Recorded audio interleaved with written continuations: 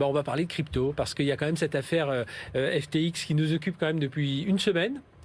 C'est quand même assez incroyable, cette plateforme que...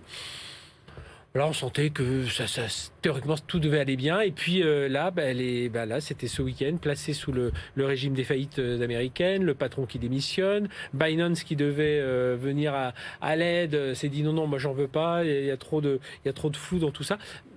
En quelques mots, comment vous expliquez cette faillite ?